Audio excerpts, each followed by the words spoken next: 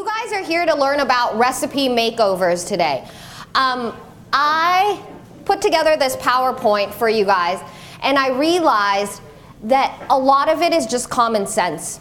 A lot of it is stuff that we should already know. It's not new stuff that you'll be hearing, but it's reiterating things that you know, and then I'll go through each cuisine and tell you what you should be ordering and what you shouldn't be ordering, and why. I did a lot of different recipes today, and if you didn't grab a copy, there's one right outside. Before you leave, there's a copy of the recipes, and you can take that home with you. If you have a comment sheet, I would love if you could give me some other topics about food that you might want to hear about, or nutrition. I do a lot, but we try to do healthier foods in here, and so try to think along that line if there's anything that you want. I do have a gluten-free dessert class coming up, but I'll go through that because that's not exactly healthy either. So quickly, facts about what we eat. So just read through. Your eyes will just draw to things. It's one of those, these facts are scary. How much we spend on food has just drastically gone down. And I went through this last week too about how meat has gotten cheaper and everything. But what's scary is only about a quarter of Americans are eating their 2 vegetables per day. So remember that vegetables are something that you want in your diet. You don't want to skip out on it. This is also interesting. Restaurant nutrition labeling, it's not what you think it is. There are certain things that affect the way that calories are counted. Denny's grits, for example, was listed at 80 calories, but it's actually 258 calories. They lie out there. It's okay for them to lie to a certain extent. Restaurants are allowed 18% variables on their calorie count. Lean cuisine is one of the biggest culprits out there. The reason being that if their portions aren't what they're supposed to be inside that container, they can get sued.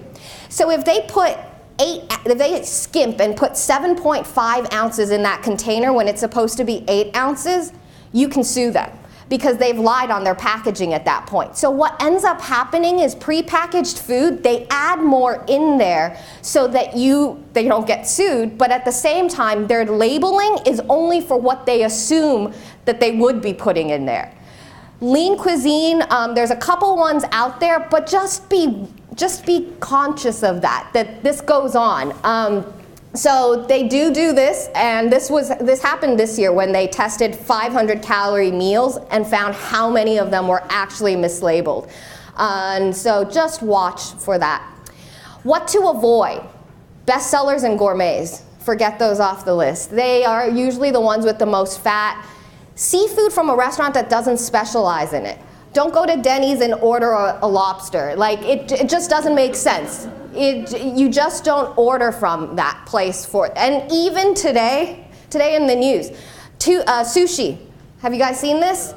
White tuna is not white tuna that they're selling you. They're selling you that escarole fish or whatever. And so restaurants will push the limits to see what they can get to you. Again, their bottom line is just money. It's not whether or not you like their food or not. Obviously, they want you to come back, so they have to make it taste good, which means adding extra fat, extra salt, and all these great things.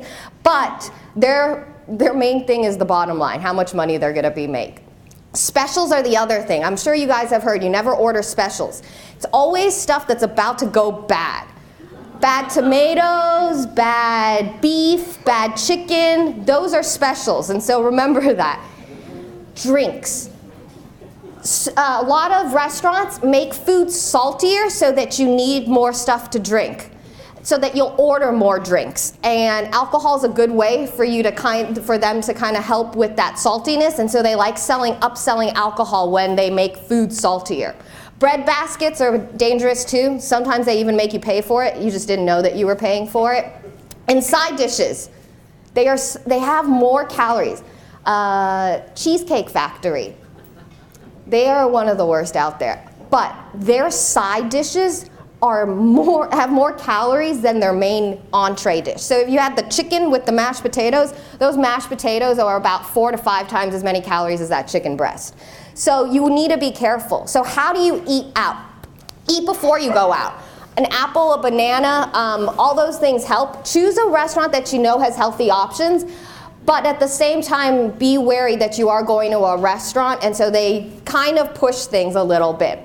Just have half your food put into a takeout box before they serve it to you. Ask for steamed veggies instead of a starch side, easy stuff. Ask the waiter not to bring the bread. And the words that you want to look for. So these are the words you want to look for: grilled, broiled, steamed. Those are good words. You don't want words like battered, fried, country style is one, smothered, melted. Those are the scary words. Order salads, and there's a great trick with eating salads with salad dressing, and also mashed potatoes with gravy. If you're somebody that likes mashed potatoes with gravy, or you like salads with dressing, before you keep the gravy on the side and keep the salad dressing on the side, before you take a bite, just dip your fork into that thing and then go straight into the food. That way you're getting the least amount, because the fork will drip off a lot of it, but you're getting just enough for that bite. So just put it on your fork, just dip your fork in it and then do it. Undress your food. A lot of restaurants are willing to take things away for you. They save money that way.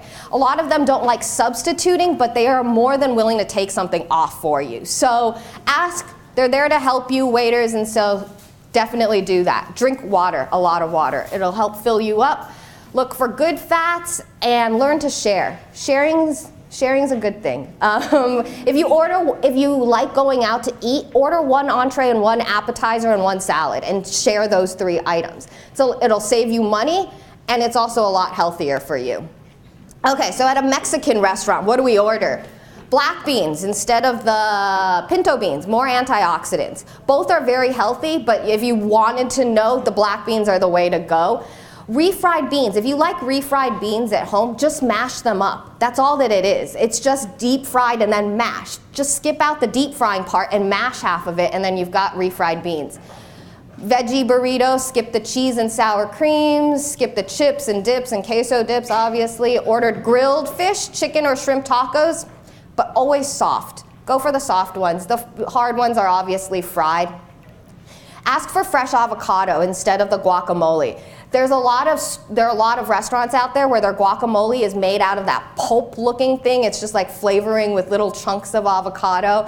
Ask for a fresh avocado, mash it up with your fork, and you've got guacamole. And the taco salad, just have them serve it on a plate. Margaritas.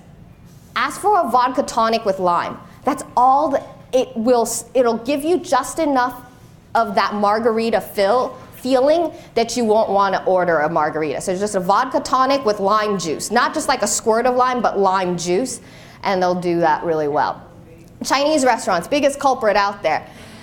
I know I've said this before, but there's a word in Chinese cooking, and it's called velveting, and then there's flash frying. Velveting is where you add cornstarch, and sometimes I'll add baking soda too. Baking soda helps kind of break down hard meats like beef. So they use cornstarch, and that velvets it. It makes it smooth and shiny and everything. And then they deep fry it. And then after you deep fry it, you take it out, and then you cook with it. So it's very dangerous. You get a lot of oil in Chinese food. But the great thing about Chinese restaurants is they're willing to make the exception for you. I'm not talking about Panda Express or pickup sticks, but your local corner Chinese restaurant. Most Asian people, most Chinese people, when they go out and eat nowadays, they will ask for less salt and less oil. It's just a common practice just to say that, because they know how much oil normally goes into it. Just ask them for less salt and less oil, they'll do it. It's not a problem for them at all. It might not taste exactly like that rich, thick sauce, but it's fine. I mean, the amount of oil is ridiculous sometimes. Use chopsticks. It's the greatest trick for a dieter. When you use chopsticks, the sauce falls off. And so you don't get the sauce on your chopstick, and so you're not eating those extra calories. The last thing to remember is Chinese food is meant to be shared.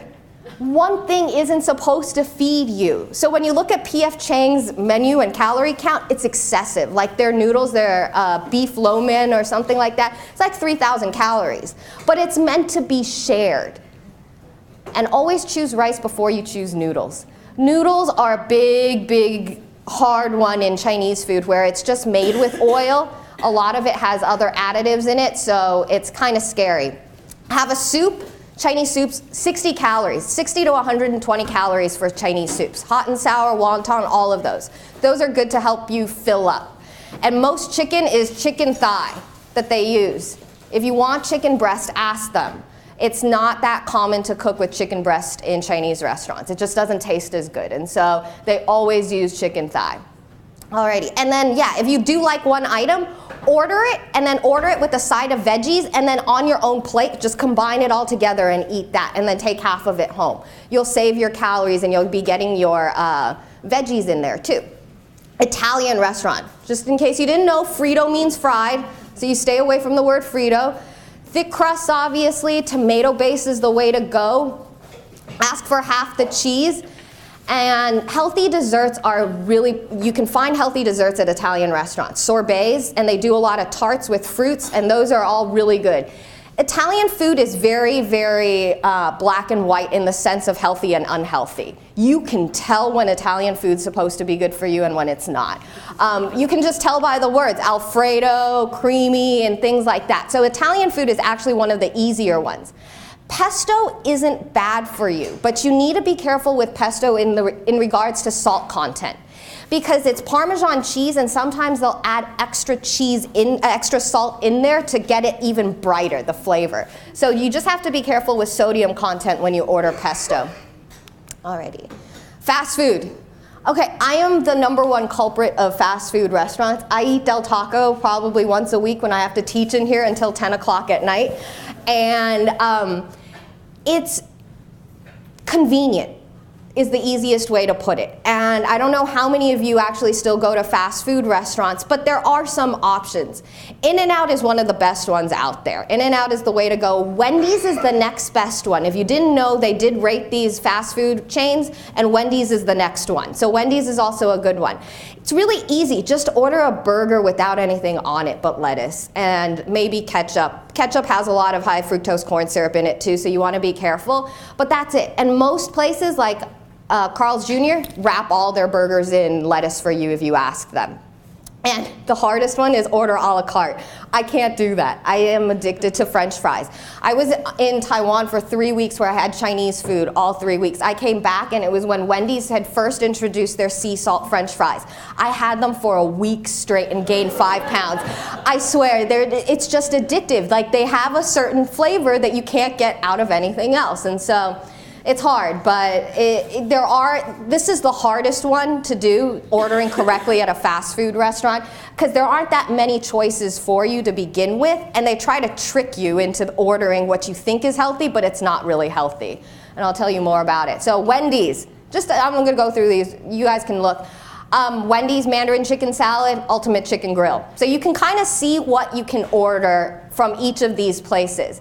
Taco Bell has a really cool thing if you didn't know. You order fresco style, and then you don't get all your extra fats, and it's just salsa on top of it.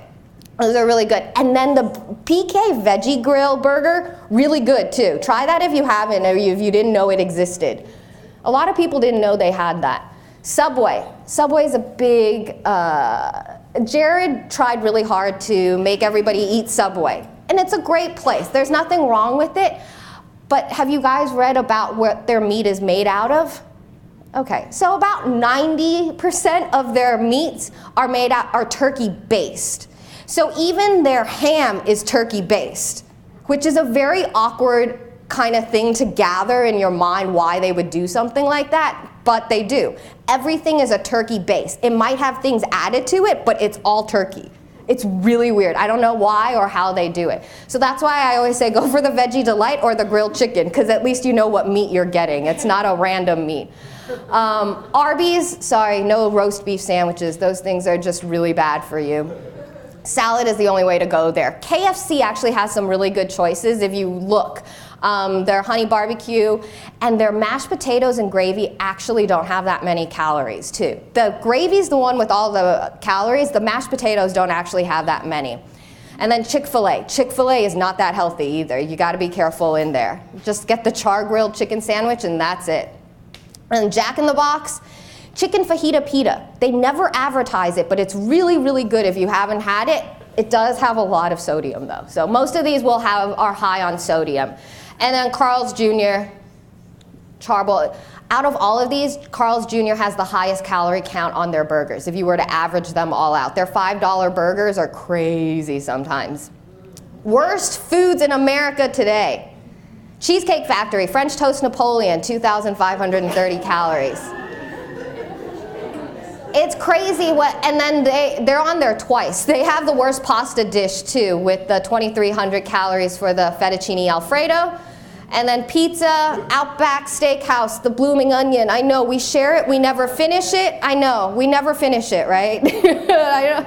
It's that dip that they serve with it too. And I'm actually thinking that 1949 calories is only for the onion, not including the dip. So it's a scary one. I don't know if you can see this, but it kind of, this will be online too, but this kind of breaks down how long you actually have to walk or run to burn off the calories, and it's a lot. But guess where they did this? They did this, KFC did this in Australia. They didn't do this in the US. And so this is actually from Australia, and I pulled it from their website. They're a lot more conscious in Australia. KFC is making a big push on the healthy stuff, and so they did this on their own. They told people how much work they need to do to burn off all those extra calories. It's a lot of calories. So let's talk about the food that I made. So let's see. We have a healthier Bisquick mix that I made for you. Bisquick is one of those things that some people still turn to, and they do have a heart-healthy Bisquick mix, but I decided that I was going to actually just show you how to make one. There is that half cup of butter or fat that you can add into it. Yours did not have that today. So your recipe that you got today, that you ate, did not have that. If you added it, you would just be left with something fluffier. The butter or fat will just separate all the flours to separate them, and so then you got more air, and the butter will create pockets for you. So if you want, you can add that half cup of butter or fat into it. I would go for butter before anything else out there, maybe coconut oil, and I'll go through that in a sec. And all you do is you combine it all together and store it in an airtight container. If you add the butter or some sort of fat, put it in the refrigerator for a week. It'll stay even longer than a week, but you need to store it in the refrigerator. So, the lighter red lobster cheddar bay biscuits. I just took 2 cups of that mix that I made, and where did I put it? Okay, right here. So, it's got whole wheat flour inside of it. Oh, let me turn on the, I'll leave the, and they should come on right now. There we go. Okay, I'll move over a little bit. Left, right, left, the other way. There we go. Okay, perfect. So, this is the mix. So I didn't add any of the butter or anything into it, and then all you're gonna do is you're gonna add milk into it. This recipe has cornstarch in it. That's where you're getting that extra chew from. It gives you that extra chewiness that you might not normally get. So I'm just gonna mix that all together, and it's a very, very light dough. But like I said, I have cornstarch in here. So the longer you let this sit, the drier it gets. So if you want to roll it out, you could technically roll it out. You just have to wait a little bit, and then you're gonna add cheddar cheese. Hard to find reduced fat, sharp cheddar. It's very hard to find. If you can find it, use it, or just use less sharp cheddar. Sharp cheddar goes a long way. That's why you use a stronger cheese. If you use cheese a lot in your food, just use a stronger cheese and less of it, and you won't have all those extra calories. So I'm gonna add that in and then mix it together. So at this point, it's getting more and more dry, but all I'm gonna do is drop it. If you don't use parchment paper, I recently just invested in a huge box of parchment paper. Parchment paper is just easier to bake with. I use foil too sometimes, but you have to spray your foil if you're gonna do that. If you're using parchment paper, it can go straight on here. And I drop mine. I liked dropped biscuits more just because you're not overworking your dough then. The more you work this dough, the tougher it's going to get. So if you keep working it, it's gonna get tougher and tougher. It's like when you work out. When you work out, your muscles get tighter and tighter until you relax. it'll relax itself over time, but you've got 2 ingredients in there that are working, 1 ingredient in there that's working off the liquid right now, and that's your baking powder. Baking powder reacts with 2 things, heat and water. So as soon as I added the milk into this mix, it's starting to want to activate and puff up already. So you need to do this not super fast, but you want to do it faster as opposed to slower. So I'm going to just scoop these out and then pop them in the oven. So I'm going to put them in here. You go for a pretty high oven too, 425 to 450 depending on if you're using convection. You can use the convection on this though. When they come out, which will only be about 5 minutes, you brush on top of it a mixture of Old Bay, parsley, and garlic powder, not garlic salt. You can use garlic salt and then you don't need to add the parsley or salt then. But you do add a little bit of Old Bay. And then you brush it on the hot biscuit. If you want the trick to the real flavor of the biscuits at Red Lobster, you have to use butter. They melt butter and then they brush it on top. So you can use butter or you can use olive oil. I used olive oil today, so completely up to you which one you want to use. Alrighty, so that's it for that one. Now let's go to the homemade whole wheat Oreo cookie. Yay! So, this one's actually a really cool recipe. I modified a few recipes, combined them together, made it my own.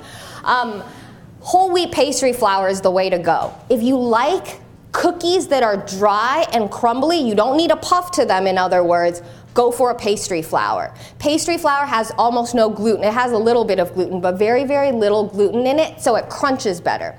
So I used whole wheat pastry flour, and then the color. A lot of people kept asking me, how do you get it that dark? It's just a Dutch processed cocoa powder, or you can use, Hershey's has a new one out, and it's the dark, special dark one, and it's half of the Dutch and half of the regular stuff. And so it comes out pretty dark too. That's the Hershey's dark one. And then you can add baking soda, baking powder, sugar, egg, and butter. So a lot of people will ask me, is this actually healthy? It's healthier than the stuff that you buy in the store, that's for sure. It's not something that you can eat 10 of and feel good about yourself, not in any shape or form. But one's fine, one's not gonna hurt you. You've got a whole wheat flour in there. And then the filling, we use butter, coconut oil, and powdered sugar and vanilla. So it's not that bad for you. A regular Oreo would have palm oil in it. It would have a lot of other additives into it that you don't want. But the way you make this is with your good old food processor. Or if you don't have a food processor, you can do it by hand. It's just a little bit harder. And you just use a dough cutter. So it's the same way that you would make pie. You would go in and, I don't have my butter in there. There it is.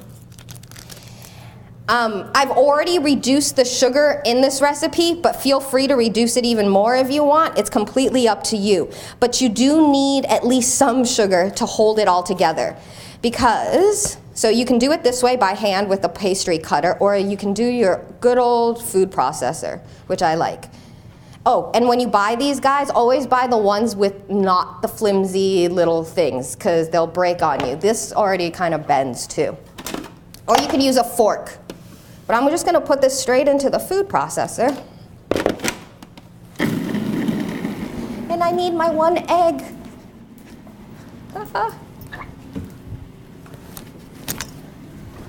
So that's all gonna mix together, and it's gonna get darker and darker.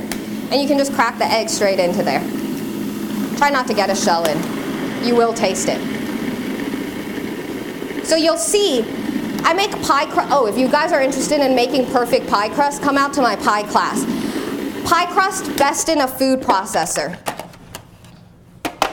So it'll come together and you'll be like, but it's still all loose and crumbly, how do I get it together? Well, all you do is you get saran wrap.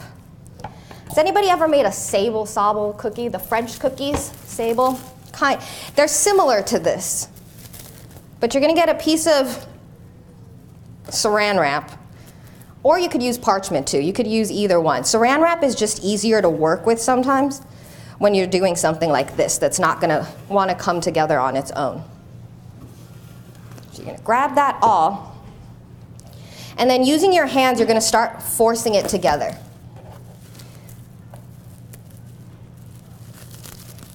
And continue pushing it together until you get a really long log. Just like that. And you want it to be about 1 inch to 2 inch, maybe a little less than 1 inch too. The warmth of your hand will also start melting some of that butter into the dough. So that's going to continue going together. So I'm making mine a little bit thicker. Again, you can make these as thick or thin as you want. What I will tell you is they spread. They spread about double the amount. So you need to leave room between the two. So that's it. And then you're going to refrigerate this until you are ready to use it. And once you're ready to use it, you're going to take it out of the refrigerator and then cut it in half. And then cut about 1/2 inch to a little less than that. 1/2 inch to 1/4 inch. This isn't refrigerated yet. And they look like this. They look kind of weird, a weird look to them. But you're going to line them up, and you can kind of push them together if they're falling apart. Again, they crumble a little bit, but as soon as they're in the oven, they bake up. The butter melts onto itself, and you're ready to go then. So then that one will go right there. You only probably want to put one more here, and you'll probably only do a few. So you want to do more trays. What ends up happening is they spread because they get thinner and thinner. So if you want a cookie that matches the other side, you want to make sure that you roll them out to about the same thickness all the way through. I don't have the time right now, but you would. So for the filling, coconut oil and butter. You can use a handheld mixer, or you can use your other stuff, the tabletop one too. The great thing about coconut butter or coconut oil is that it comes in a glass jar most of the time. Just put that jar in the microwave for about 1 minute, and it'll start to soften it up for you because you want it soft. You don't want it hard. And then all I'm going to do is I'm going to mix those two together. And then add my powdered sugar. Powdered sugar has cornstarch in it. If you want a recipe for a frosting that doesn't use powdered sugar, I can give it to you. The reason why we use powdered sugar is, to tell you the truth, it's just what we're used to. There's not many other countries that use powdered sugar. The US is one of the few.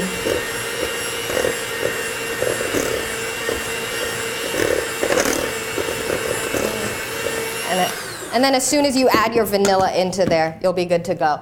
Vanilla, try to buy the real stuff. I know it's more expensive, but it just tastes better to use the real vanilla as opposed to the imitation stuff. Trader Joe's vanilla is pretty good too. If you spend a lot of money buying vanilla sticks, or like the vanilla beans, put them in here when you're done using it. You can't get every little vanilla bean off that seed, and if you store it in here, it'll actually make this taste better too over time. So store it in there, and you'll be good to go. So if it's not coming together as much as you want, feel free to add milk into it. I think I might have added too much powdered sugar, sorry.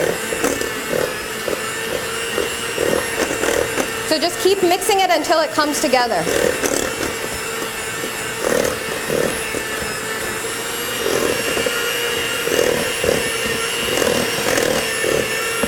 Huh? Biscuits? Oh, you're right. I was like, what biscuits? See, this is what happens when you cook on your own sometimes. So, little overdone, but fine. So you're just gonna take this and brush on the stuff. Hot. You want it hot when you brush it on, because then it absorbs some of it. So you just add it on top, and that's it. And again, you don't have to. You can use different cheeses too. It's completely up to you how you want to make these guys. They're easy, and you've got that Bizquick mix now where you can now get an idea of what to do. So I'm going to finish that filling up later, but all it is you're going to mix it together and add some kind of liquid like milk into it if you feel like you need it to go further. So, last one. Oh, I'm good on time today. Last one is the chicken with spaghetti squash. I'm going to show you the spaghetti squash portion first because that's the fun part of it. So Jessica, for the Oreos? the Oreos, can you bake just a part of the roll? Oh yeah, definitely. A few days, and Yep. then you've got like custom fresh hot cookies. Yep. Okay, so John Halsey has done an Oreo recipe at home before, and I was frosting them, filling them yesterday, and he's like, oh, I've done that before, and then the next day they turn soft on you. These didn't. That didn't happen with these guys. They were dry enough that it didn't kind of push that moisture through. But for the filling, just never store it in the refrigerator. When you make frostings, always just keep them out at room temperature, and they'll last, I'll be honest with you, like a Swiss meringue in a kitchen, the kind that has whole egg whites in it, was kept inside a kitchen for over 10 days, and we frosted with that frosting continuously. The butter is a preservative. The butter preserves everything for you. So you can, definitely, you can make it, freeze it, and then just leave it be until you're ready to use it. Freezer would be the best though. Freezer would definitely be the best. Spaghetti squash. Who's had spaghetti squash before? Oh good, everybody has. Okay, so I dropped this guy, but I really wanted to show you how to cut I dropped him so he's cracked on this side already, but I wanted to show you how you actually cut a squash this size, because it's not that easy. It's dangerous. Some people like cutting it up this way. I don't. If you want to cut it this way, make yourself a foot. Cut this end off so that it stands up straight. And then, using the force of the knife, let the knife do the work. Don't do the work for it. Just gently rock back and forth. Butternut squash is a lot harder than a spaghetti squash. So what do? Grab your mallet, like a rubber mallet, and then just go like this and tap, tap, tap, tap, tap, tap, tap, and slowly it'll go through. Don't use your hand because your hand's gonna hurt over time. So if you've got this cut already, you do need to take out the seeds. I'm assuming you can sprout these seeds, but you can sprout almost anything, so keep the seeds if you want. The recipe that I gave you guys is roasted in the oven. It only takes 10 minutes in the microwave though. If you've never done it in the microwave before, cut it in half, put it in the microwave with about an inch, half inch of water, 10 minutes. You've got spaghetti squash ready to go. It's faster than cooking pasta. So you can do this in the microwave if you want. And then what happens is, I've got a cooked one right here. I roasted mine like I said. Some people will go in and do the fork thing and shred it and make it look pretty. You don't need to. If you just grab a spoon and pull up, you get all the strands. And then that's spaghetti squash. And then I mix that with the whole wheat pasta. A cool dish, if you can find them, if you can find a spaghetti squash small enough, so one that's smaller than this obviously, what you can do is you can make your spaghetti squash, do all of this and mix it up and whatever. Put a little bit of cheese and olives, tomatoes on top, stick it under the broiler, and you've got dinner. This is an easy guide to use to make a lot of dishes. Runs about 79 cents a pound, and this is about 2 pounds. So it's cheaper than pasta for some people. Alrighty, for the chicken part, I just have a chicken breast. You can use chicken breast, chicken thigh, really anything you want. And then I used Italian seasoning, garlic powder, not garlic salt, and a little bit of olive oil on here. I'm gonna heat up this pan. I'm gonna switch the camera, one of them. I am burning my biscuit, thank you. That's why you guys sit in front of me, so I know. So, let's talk about pans, about cooking chicken. Chicken, take out of the refrigerator 30 minutes before you cook it. If you forgot to marinate, it's okay. It takes half the amount of time at room temperature. So if it's an hour marinade, just marinate it for 30 minutes at room temperature. The heat of the room will start drawing in flavors. If you want to know how to cook a perfect steak, I know how to cook a perfect steak, and it has to do with salting it. It's really interesting how meats work, and chicken's one of the easier ones to work with. It just takes on whatever flavor you put onto it. But for your chicken, what I did was I actually filleted it, and I'll show you guys how to do that, just in case you're interested. So you do need a sharp knife. And then what you do is you hold on to the top of it and then let your knife do the work again. And then you're just gonna butterfly it. So you're just gonna go all the way around and open them up just like that. And then you've got 2 meals out of it as opposed to just 1. And then I'm gonna add olive oil into my pan. Use a stainless steel, I'll tell you why in a sec. Don't add that much oil, that was me being excessive. It's one of those things when you cook sometimes, there's actual oil portioners where it'll squirt just the right amount so things like this don't happen. So I'm gonna put that in there and it's gonna cook up. I want it to stick. I want the flavors on the bottom of that pan. So I want it to stick as much as possible. And then I'm gonna get my sauce stuff ready. I made a vegetarian sauce for you guys today, but I'm gonna show you what you would do if you were using chicken. So, we've got an onion. I'm gonna dice this onion. And I know I used a chicken knife, sorry you guys. I normally wouldn't do that, but nobody's eating this, I promise. And then peel. So cut it in half, the root to the top, and then peel it. And then I'm gonna take off one end, move to the side a bit. There you go. And then you're gonna use the tip of your knife and make cuts straight into it. Just like that. And then if you dare, one more time across. And then claw it. Always push away from you if possible. I know it's hard, most people like pulling the knife towards themselves, but you definitely should be pushing it forward if possible. So you want about that much onion. You can add more if you want, but really I'm just waiting for this pan to get all the pretty colors that I need. Oh, I don't have any more.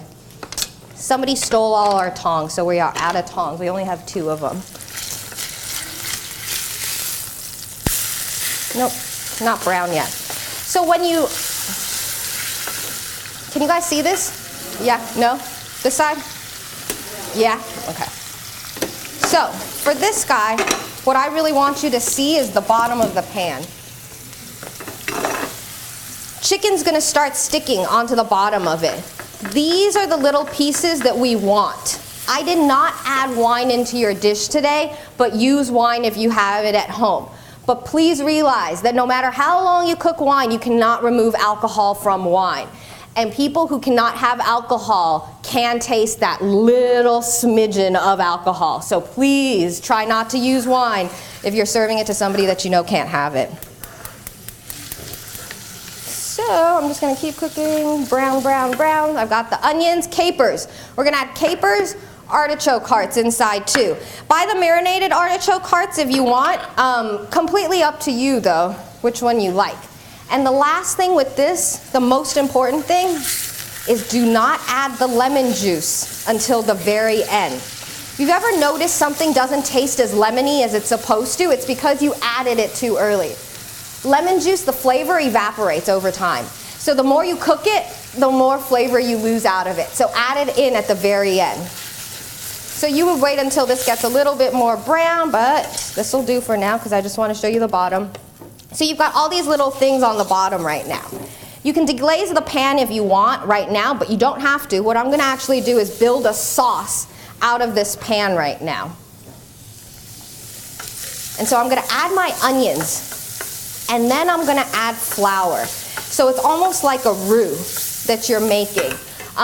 It can be whole wheat flour, regular flour, any flour. But you just wanna add a little bit of flour and saute that up. You're gonna notice everything's sticking more, nothing's coming up, everything looks really bad. You're gonna hate yourself because you have to clean that pan and then you grab your white wine. And you deglaze and you scrape, and you'll notice all the good stuff that's from the chicken will fall right off of here. If you don't want to finish cooking your chicken on the stove, feel free to finish it in the oven. Just have an oven turned on.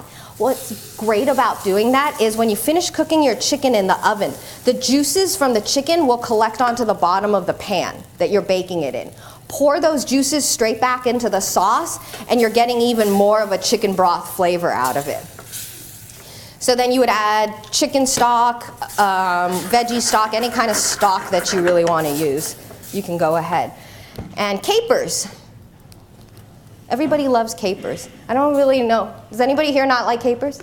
No? Okay, good. It's one of those things where it's a little salty, but it's one of those great things that we love eating because of the flavor it gives you. So parsley, you can use fresh parsley. I just add parsley for color, and then your artichoke hearts. And you can add more than this if you want. And then you've got a sauce. So say you're making this and, whoops, I didn't add enough flour. I need a thicker sauce. What do? You have two options. You can add cornstarch and water into it, or the other option is the French method called mounting butter, monte beurre. You take equal parts of butter and flour and make little balls, little balls of flour ball butter. And you put it straight into the sauce, and it'll thicken it up for you, and it'll give you butter taste too. Obviously not as healthy, but the one thing that you should take away from this cooking, or from this demonstration, is that it's just about quantity control. If you have a little bit of butter, it's okay. Just don't have the 5 cups of butter that you think you're going to be getting. So when you go out, realize that you can make most of these foods at home, and that the reason why they taste better at the restaurant is because of the bad things that they're adding into it. So just make sure you realize what you're eating, and they have all their information online too. So just make sure you look online before you go out and eat, and that's it for today. So thank you guys for coming out again. See you soon.